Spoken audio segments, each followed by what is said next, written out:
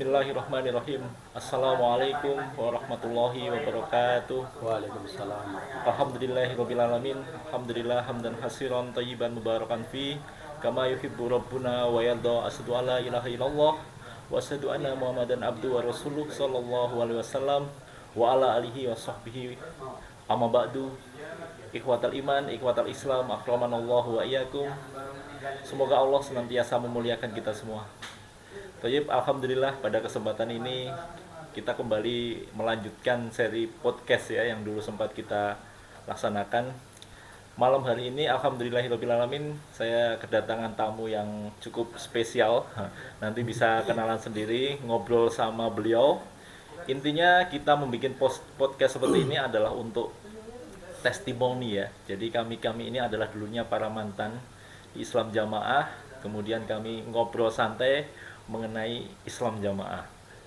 Masalah muslimin, ngobrol ini adalah salah satu cara bagi kami untuk berdakwah bagi yang masih ada di dalam Islam Jamaah maupun masih bunglon. Dengan pengalaman-pengalaman seperti ini kami harapkan seperti persepsi bahwa yang sudah hijrah itu bakal terpuruk, bakal deblek, itu ternyata bisa dibuktikan sendiri dengan wajah-wajah kami yang semakin ceria, insya Allah semakin terbebas dari akidah yang rusak. Perlu antum ketahui, barusan kita juga menghadiri kajian sunnah di Cilacap, yaitu kajian Ustadz Aminur Bait. Karena di luar itu ternyata banyak sekali keilmuan ya. Banyak sekali keilmuan, tidak hanya di dalam Islam Jamaah. Toyib, pada malam hari ini Ana pengen, antum semua juga penasaran kira-kira siapa yang di samping Ana yang akan melakukan bercerita tentang pengalaman hijrahnya. Jadi yang pertama ini perkenalan dulu nih. Silahkan Aki untuk perkenalan. Monggo. Oke, terima kasih. Assalamualaikum warahmatullahi wabarakatuh. Waalaikumsalam warahmatullahi wabarakatuh. Perkenalkan, nama Narso. Kebetulan ikut masuk Islam Jamaah di komplek Kedawung dan kebetulan saya tinggal di desa Kedawung Kroya. Oh, Kroya, Jawa Tengah, Cilacap. Jawa Tengah, Masuk Cilacap. Cilacap. Iya. Ya itu aja sih perkenalan dari saya. Mungkin cukup perkenalan dari saya. Tinggal di daerah Kedawung, Kecamatan Kroya, Cilacap, Jawa Tengah. Masya Allah, jadi masih nggak jauh dari tempat domisili Ana, Insya Allah. Dan malam hari ini beliau menyempatkan hadir untuk tadi menghadiri kajian, juga ini mampir gendu-gendu rasa sama mantan Islam Jamaah. Masya Allah, sangat salah satu hal karunia yang luar biasa. Taib, Aki, jadi ada pertanyaan lagi nih, kok bisa dulu itu masuk dalam Islam Jamaah, itu ceritanya gimana? Coba bisa diceritakan kepada yang menyimak channel ini. Ya, kebetulan saya kecil kan tinggal di orang tua itu di Ceparawetan, Kecamatan Binangun. Nah, kebetulan rumah anak itu di belakang Masjid Islam Jamaah. Jadi memang di situ jauh dari masjid mana-mana, akhirnya belajarnya di Islam Jamaah di situ awalnya situ. Juga karena daerah situ rata-rata di situ ikut ke sana. Itu sih mungkin untuk awalan. Memang dari kecil komplek Islam Jamaah. Oh, jadi dengan dekatnya rumah antum dengan masjid itu terpaksa banyak interaksi dengan masjid, terus ikut ngaji begitu ya? Betul ya. Betul. Oh. Jadi karena ya kawan-kawan situ sama kecil kalau sore itu ngaji bareng, berangkat saya ke masjid hanya ke situ, karena masjid yang lain di situ kebetulan jaraknya lebih jauh. Dan yang paling dekat emang Masjid Jamaah. Oh begitu. Ya. Jadi qadarullah, masjidnya Pak Narso ini dekat dengan komplek Jamaah dan akhirnya terikut dengan pergaulan di Islam Jamaah. Ya. Pada saat mulai ikut dan mulai belajar nih dikit-dikit ya di dalam Islam Jamaah, itu ada merasa biasa saja atau ada hal-hal yang awal-awalnya sih? Awal-awalnya menurut saya malah di Islam Jamaah itu malah kayaknya ya itu istilahnya waktu saya belajar di sana, bahwa merasa itu Islam yang paling benar. Oh begitu. Dibanding yang lain, maksudnya maaf aja, banyak juga yang masih pakai dulu sepengetahuan saya istilahnya yang di luar itu masih banyak pakai istilahnya apa ya, yang banyak kecampuran lah mas. Kalau menurut anu saya nggak murni lagi. Menurut saya waktu merasa bahwa di sana itu udah paling Paling sempurna, murni. paling murni. Islam sejati. Islam sejati ya. Karena sesuai dengan yang kita pelajari itu Quran hadis yang kita pelajari kan, yang kita pelajari Quran hadis. Wah, berarti ini yang memang sesuai, yang memang dibawa dari Mekah Madinah itu. Masya Allah. Itu mas muslimin seperti yang kita bahas sebelumnya ya. Jadi memang daya pikat Islam jamaah ini terhadap orang awam itu sangat menarik ya Ustadz ya. Iya. Jadi mereka tidak terasa masuk dalam iming-iming inilah ngaji yang benar, inilah ngaji yang murni. Tetapi setelah kita tahu bahwa banyak sekali penafsiran-penafsiran atau pengambilan dalil yang tidak sesuai dengan apa itu yang semestinya. Tapi wah luar biasa sekali. Jadi terkondisi dengan keadaan ya. Ya. Tapi orang tua atau saudara-saudara juga ikut semua waktu itu. Kalau orang tua belum. Jadi yang pertama antum. Iya, saya terus kalau sebagian saudara bule ada sebagian yang memang masuk. Masya Allah. Tapi dulu awalannya sih yang banyak ya karena lingkungan situ, karena kebetulan bule juga tinggal di daerah situ juga. Masya Allah. Jadi ikut. Tapi kalau awalnya sih dulu sebenarnya saya yang dari kecil masuk ke Itu sana. karena antum diajak atau pernah dipengaruhi, didoktrin atau memang karena terbawa pergaulan ya? Terbawa pergaulan anak kecil waktu itu dari kecil. iya, Saya dari kecil kan belajar Cabai ngaji, rawit, ya, cabai rawit situ. PPA begitu. Iya. Masya Allah. Ini yang harus kita bentengi nanti Ustadz. Jadi harapannya bagi yang belum pernah masuk Islam jamaah dengan acara podcast seperti ini adalah membentengi mereka supaya berwaspada terhadap Islam jamaah ini. Baik. Kemudian ya ini nih ada pertanyaan ini. Kok bisa nih? Sekarang antum kan di jamaah berarti berapa tahun? Iya, 2020 ya, insya Allah keluarnya itu ya hampir 40 tahun.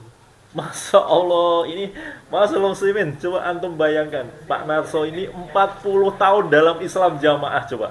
40 tahun itu tentunya bukan waktu yang singkat ya. Tentunya ada banyak sekali ya, seperti komen-komen ya Pak Narso ya.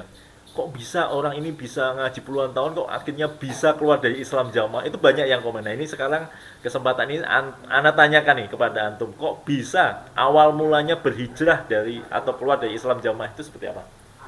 Ya awalnya sih anak saya juga banyak kerja berhubungan dengan orang lain gitu tuh, pernah juga satu kosan dengan kawan yang memang belajar di Ahlu Sunnah. Pernah diajak waktu itu pengajiannya kajiannya Ustadz Firanda lah di Jakarta itu. Ya kalau hari malam Selasa itu diajak di sana, pas diajak mulai agak tertarik, kok ini yang dipelajari juga sama Quran hadis. Dan beliau kan kebetulan waktu menerangkan istilahnya secara detail lah. Terus juga memang beliau juga memang waktu sama dikasih tahu bahwa mereka itu, bahwa Ustadz Firanda itu alumnus Madinah. Makanya itu saya agak tertarik. Nah, waktu pulang lagi ke rumah sempet dengar berita bahwa orang jamaah itu nggak boleh membuka YouTube selain jamaah. Jadi karena larangan itu makanya malah saya jadi tertarik. Loh, alasannya kenapa? Kok saya nggak boleh buka YouTube yang lain? Sedangkan mereka juga open lah, mau ngasih tahu, mereka selalu open di YouTube. Kenapa saya nggak boleh buka itu? Karena penasaran itu akhirnya terbuka. Nah dapat informasi yang dinonaktifkan Ustadz dari jamaah itu 3 orang itu, malah saya penasaran. Jadi akhirnya malah saya banyak nonton YouTube-nya beliau. Malah akhirnya jadi tertarik. Oh ternyata dihalanginya saya untuk menonton YouTube itu karena biar saya nggak bisa keluar. Masya Allah. Akhirnya saya malah tertarik dengan Ustadz saya yang dinonaktifkan 3 orang tersebut. Akhirnya saya malah tertarik dan saya mulai belajar dengan Ustadz di luar jamaah seperti Ustadz Firanda, terus Salama mungkin. Iya, Basalama, Aminur Tasafi, Bait ya. ya Minur Bait. Akhirnya malah jadi ternyata selama ini yang kita belajar di Islam Jamaah kita merasa paling pol ilmunya, ternyata kita paling nol ilmunya. Oh, Iya, iya, itu akhirnya jadi sekarang merasa bahwa kita itu ilmunya ya nggak ada, ilmu agamanya nol sama sekali. So, makanya perlu banyak belajar lagi.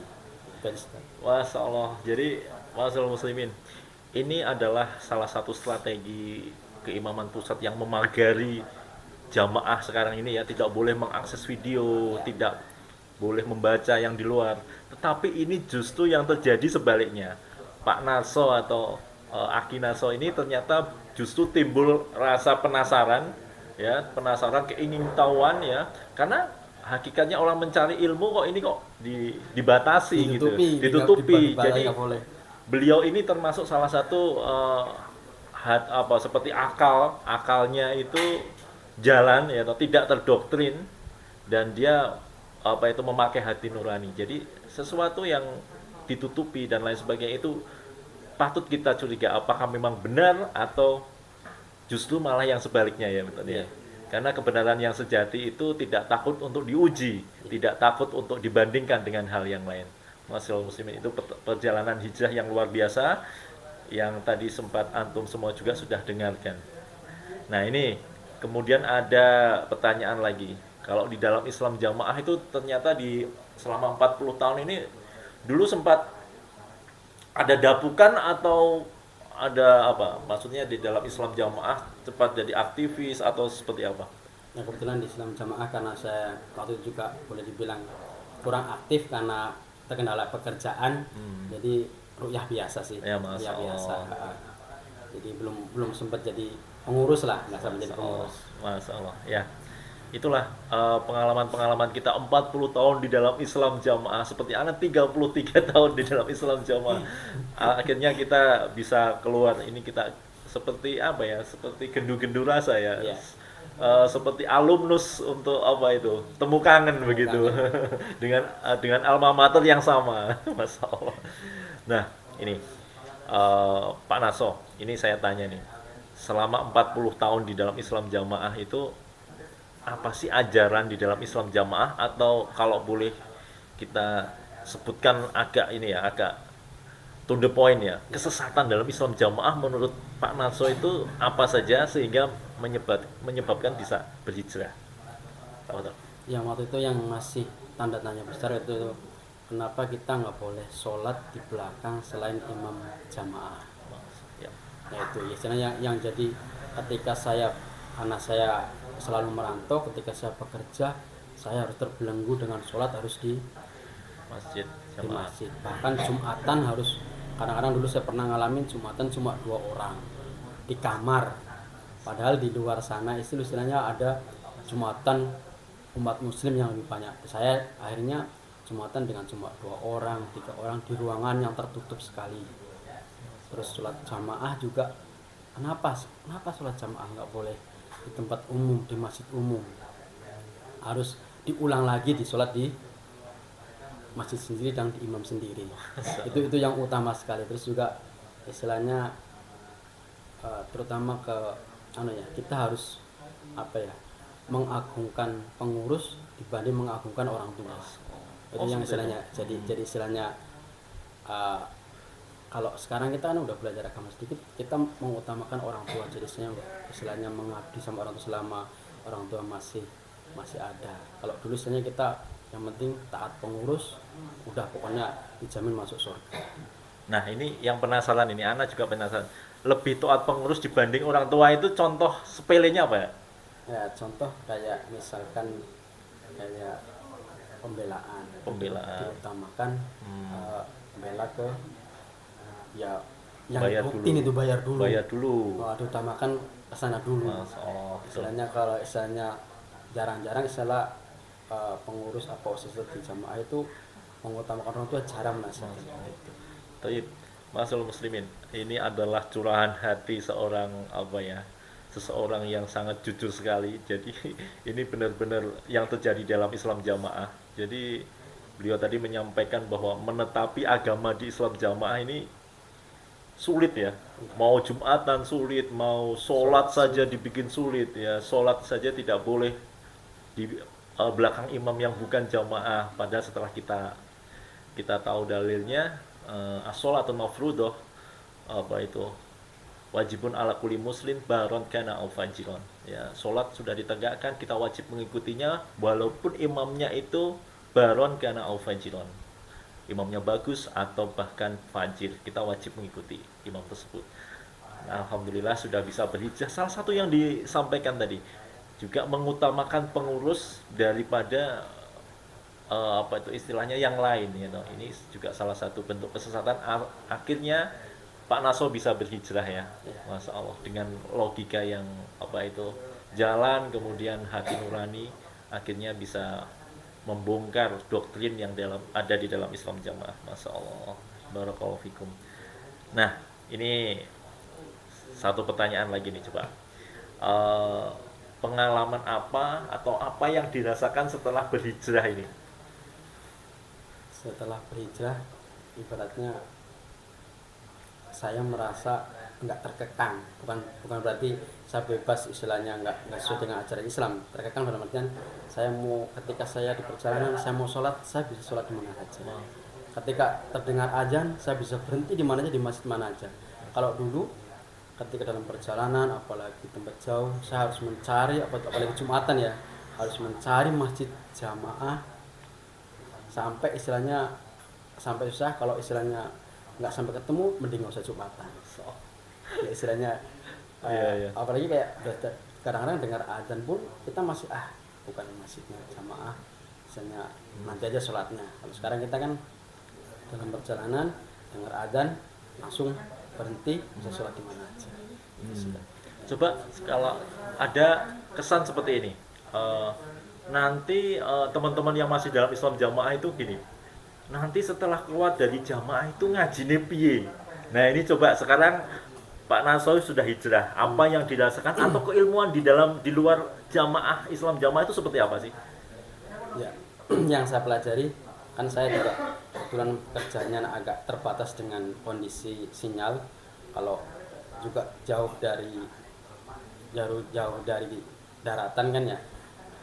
Ketika darat saya bisa mungkin download YouTube dari Ustaz Sunnah, dan setelah misalkan dari berlayar, saya akan mulai membuka, saya simpan dulu. Nah kalau dulu di dalam jamaah kan kita harus nggak boleh, apalagi nonton di YouTube istilahnya, kita harus datang langsung sambung, istilahnya waktu tentukan dengan masjid yang ditentukan, nggak bisa tempat umum. Kalau sekarang kita bisa belajar ke ustadz siapapun, yang penting sesuai dengan sunnah, itu istilahnya bebas. Jadi malah saya plong istilahnya kan, malah dengan istilahnya keluar dari jamaah itu saya merasa satu, kita nggak ada apa-apanya di ilmu agama kita. Dengan ilmu di luar tuh banyak sekali, kita banyak sekali yang misalnya alumni dari Mekah Madinah, misalnya ilmunya lebih mumpuni, misalnya dengan doktrin selama di jamaah ilmunya itu aja, pokoknya itu aja udah, pokoknya yang penting hafal itu udah pokoknya masuk surga lah. Kalau di luar kan istilahnya ya ilmu agamanya lebih luas ya. Lebih luas. Belajarnya pun tempatnya lebih luas sekali. Bahkan 40 tahun itu merasa kita salah kurikulum atau salah pendidikan begitu ya kayaknya. Iya. Sehingga begitu kita hijrah itu kita malah merasa ilmunya belum banyak begitu ya. Padahal sudah 40 tahun. 40 tahun ya. Malah istilahnya ketika kita keluar, kita ini kayak mulai dari nol. Mulai dari nol, kita nggak punya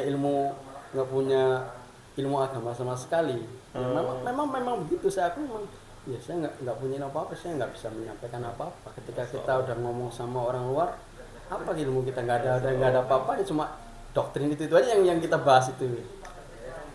Baik, alhamdulillah curhatan yang sangat seperti Ana dan Pak Naso tentunya juga yang merasakan adalah selama ini walaupun seminggu 2 kali 3 kali dan berpuluh-puluh tahun itu seperti tidak ada gitu ya, ilmu kita hanya terbatas dengan doktrin. Masya Allah. Nah ini pertanyaan terakhir ini, pesan-pesan kepada yang masih di dalam. Penonton Ya. channel ini insya Allah banyak sekali yang masih di dalam. Terbukti komen-komennya juga banyak yang komen menunjukkan dia masih di dalam. Dan pesan ke umat muslim pada umumnya. Silakan. Ya, kepada Jokam yang masih di Jokam atau istilahnya masih bunglon, nggak usah ragu untuk eh, keluar dari Jokam, karena di luar itu umat muslim selalu menerima kita dengan lapang dada, terusnya bebas kita mau mau belajar di mana aja, yang penting jangan jangan jangan sampai terjebak takfir yang kedua kali. Terus juga umat muslim yang lain mungkin ya memang kalau kita lihat di dalam Jokam itu kompaknya, memang kita salut lah sama mereka ya, tapi ya kita kan menetapi agama bukan karena kekompakan, tapi karena tuntunan sunnah dan Al-Quran. Yang penting kita tentunya itu. Kalau dalam Jokam memang yang dipelajari memang Quran hadis, tapi banyak pemaknaan yang nggak sesuai dan maknanya yang disesuaikan dengan pemahaman mereka. Jadi ya hati-hati aja hasilnya. Memang kalau dilihat dari luar memang yang mungkin belum kenal Jokam seolah-olah di Jokam itu apa ya, Bagus. bagus belajarnya Quran hadis, terus kompaknya bagus, terus gotong royongnya juga bagus, tapi ya tujuan kita belajar agama kan bukan itu. Tujuan kita biasanya bisa belajar agama, bisa terbebas dari takfiri, dari bid'ah, kita belajar agama sudah dengan sunnah. Mungkin itu aja sih. Masya Allah, Alhamdulillah, syukron, jazakallah khairan atas pencerahannya. Semoga testimoni ini atau ungkapan hati seorang mantan ya. Ini benar-benar curhatan. Beliau sangat natural sekali dalam menyampaikan, kemudian yang benar-benar juga hampir sama. Setiap mantan itu kayaknya historinya juga hampir sama, tetapi lika-liku perjalanannya, sebabnya dia masuk ke dalam Islam jamaah itu bervariasi sekali.